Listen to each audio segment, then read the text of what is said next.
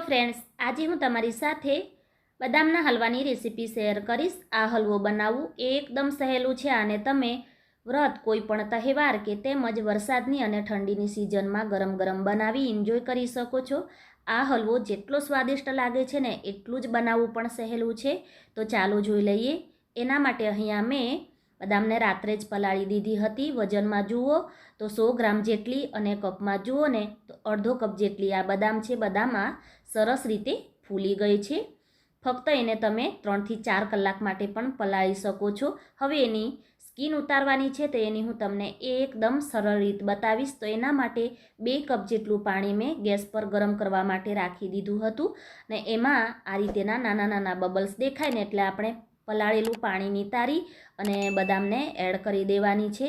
હવે એને આપણે ફક્ત 3 મિનિટ માટે જ ગરમ કરવાની છે। તો પાણીમાં આ રીતેનો ઉકાળો આવવા લાગે ને એટલે આપણે ગેસને બંધ કરી દેવાનું છે અને ઢાંકણ ઢાંકી 3 મિનિટ માટે રવા દેવાનું છે। તો અહીં મેં વાસણને નીચે ઉતારી લીધેલું છે। એમ કરવાથી બદામની સ્કીન અલગ થઈ જશે અને ઇઝીલી એને આપણે ઉતારી શકીશું। તો બદામ હજી ગરમ છે એટલે એને આપણે એક વાસણમાં કાઢી લઈશું કે જેથી એ થોડી એને ટચ કરી શકાય ને એટલી ઠંડી થઈ જાય। તો બદામને તમે આ રીતે આંગળીઓથી થોડું પ્રેસ કરશો ને એટલે ઇઝીલી એની છાલ ઉતરી જાય છે, તમે જોઈ શકો છો। તો 2 હાથથી કરશો ને તો ફક્ત 3 મિનિટ જેટલો જ સમય લાગે છે। તો છે ને છાલ ઉતારવાનું પણ એકદમ સહેલું। તો એ જ રીતે મેં અહીંયા બધી જ બદામની સ્કીન દૂર કરી લીધેલી છે। હવે એને પીસવા માટે નાનો મિક્સર જાર લઈશું, એમાં બદામને એડ કરી દઈશું અને જરૂર લાગે ને તો જ એમાં આપણે 2 ચમચી જેટલું પાણી એડ કરી અને પીસવાનું છે।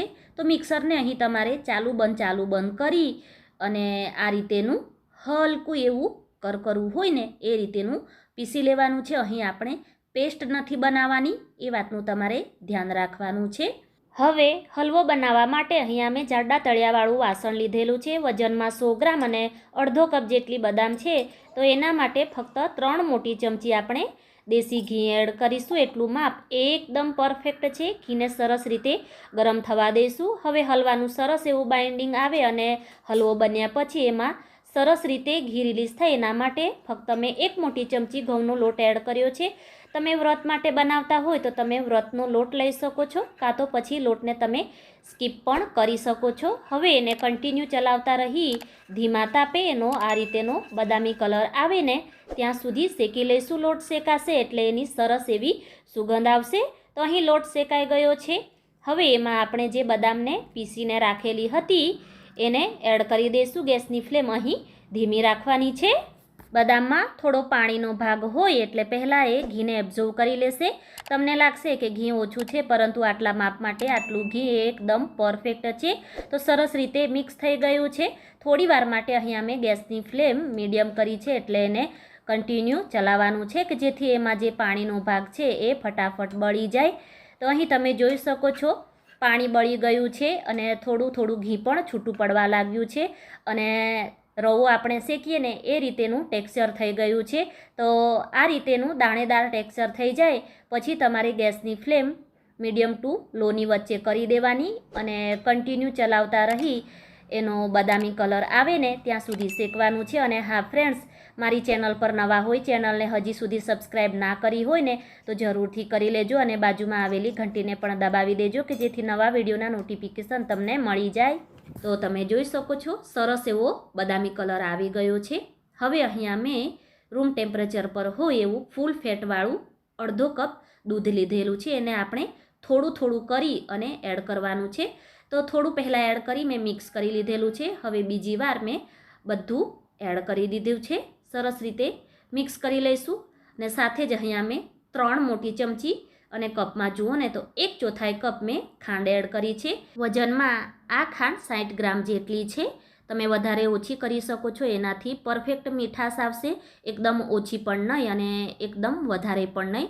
અને થોડા કેસરના તાતણા મેં પલાળીને રાખ્યા હતા, એને મેં કલર માટે એડ કર્યા છે। એનાથી હલવાનો કલર ખૂબ જ સરસ એવો આવશે। તમારી પાસે હોય તો તમારે એડ કરવાનું, નહીં તો તમે સ્કીપ પણ કરી શકો છો।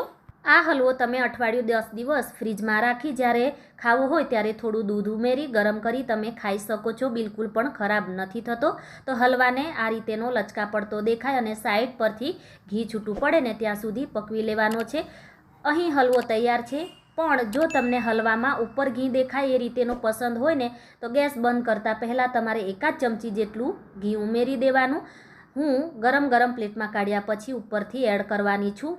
ફ્લેવર માટે 1/4 ચમચી ઇલાયચીનો પાવડર એડ કર્યો છે. સરસ રીતે મિક્સ કરી અને ગેસને બંધ કરી દઈશું. અહીંયા મેં પ્લેટમાં હલવાને કાઢી લીધેલો છે. ઉપરથી ઘી અને પિસ્તાની કતરણ એડ કરી રહી છું જેથી દેખાવમાં સરસ લાગે. તો ગુણોથી ભરપૂર, રસીલો અને જ્યુસી હેલ્ધી બદામનો હલવો તૈયાર છે. ચોક્કસથી ટ્રાય કરજો. બહુ જ ટેસ્ટી એવો તૈયાર થાય છે. તમને ખૂબ જ પસંદ આવશે. તો ફ્રેન્ડ્સ, રેસીપીને એક લાઇક જરૂરથી આપજો અને તમારા ફ્રેન્ડ ફેમિલીની સાથે શેર પણ કરજો. ફરી મળીશું. ત્યાં સુધી thanks for watching. God bless you.